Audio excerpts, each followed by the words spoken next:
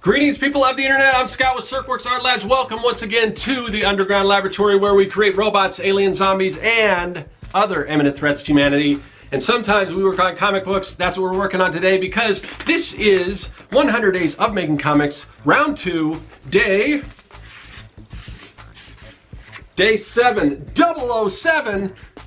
Gotta love James Bond. Well, actually, you know, here in the underground lair, a lot of what we do is developing things like freeze rays or death rays or all kinds of little nanobots or things like that that usually could be used to thwart James Bond. But don't tell any of my clients, the people that buy this stuff, to try to take over the world, but I'm kind of a James Bond fan, but don't tell anyone, all right? But anyway, enough about James Bond because we're talking about comics today, specifically my comic book, Young and the Dead. This is what we're working on. This is issue number 1. I've got issue 2 and 3 available on my online store as well, but we're gonna be working on issue number 4.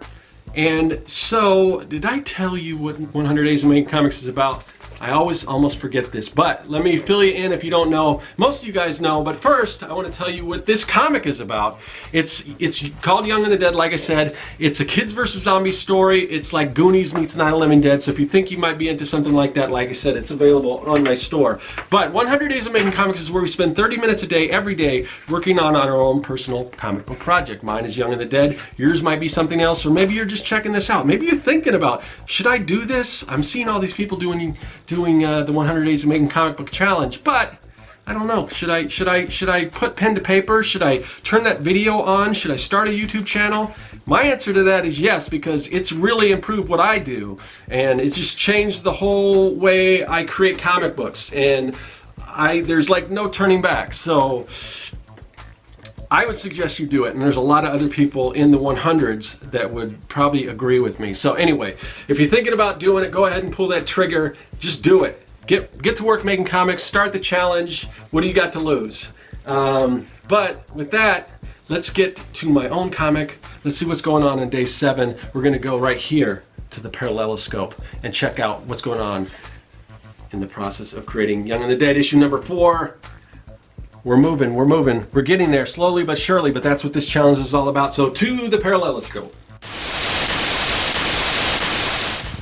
Hey, so I'm out here doing some location scouting for the GenCore building that's sort of a prominent thing in my comic book. It's basically where the zombie outbreak happened. So I'm looking at some different industrial type buildings and trying to get an idea how I want to illustrate this. So I might combine a few things, but this one behind me, I'm kind of really digging because it's kind of ominous looking, and could be like a technical. There's a lot of this is Blue Cross or something over here, so that's a little more technical, which it is it's a science facility, but I don't know if I want it to be more of an underground thing. It's definitely something that people know about. Because the main character in my comic book, his father used to work there, so it's not like this ultra secret organization like the one that was supposed to be the power company if you ever watched Stranger Things. But I still do kind of like that look where not a lot of windows, and I don't know. I'm kind of digging it. So I'm gonna get some shots of this one here and some other stuff around the area, and we'll see what I come up with.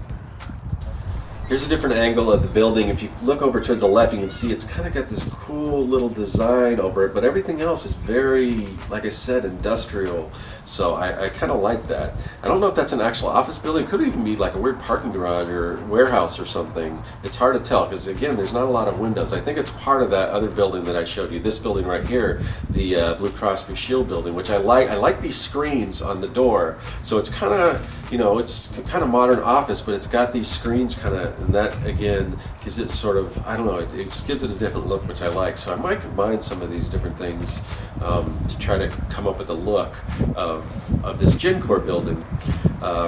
And the other thing I like is right here, if you see like the kind of gates. I actually want like a toll booth, but I think I can add sort of a toll booth to this. But I like these, kind of make it, the limited access to get into this building. So probably gonna make that part of the design is kind of a toll booth there, with like a gate, and then have it so it's just not easy to access. Now this building I could kind of walk right through. I walked through and actually took some pictures. I also like the rolling wrought iron gate of this building. That's kind of cool. You can see it it surrounds the whole facility. This one definitely is, you can't get in there. This is the Art Institute of Phoenix. It's just kind of in the area, but that's not really what I'm looking. Too many windows, too many angles. But I was there, so I just decided to shoot some footage here. And I don't usually do this. I don't usually, go out and put this much effort in just designing a building. But I was listening to the president of Pixar talking about how they went on these research trips. And when Ratatouille came out, they went to France, and they would actually have them dine at some of these fancy restaurants, some of France's finest restaurants. But then after that, they would actually trudge through the sewers to get an idea of how the rats would live. So I thought I'd take a stroll and just check out some of these buildings. But I think I'm going to go back to the original ones that I saw. I took some photos, and I'm going to take those back. You can see some of the photos here, and I'm going to combine some of these and see if I can come up with a good look for this building. I'm going to do a little sketching and everything, but I think you're going to see that on tomorrow's episode. So a little teaser. All right, that will just about do it for another day of 100 Days of Making Comics, round 2 for me. And what does that mean? That means we are done with day 7. To symbolize the finishing of another day, we're going to toss that in the trash, and we're going to move on to day 8, and that's when I'll see you tomorrow for day 8. See you then. That is all.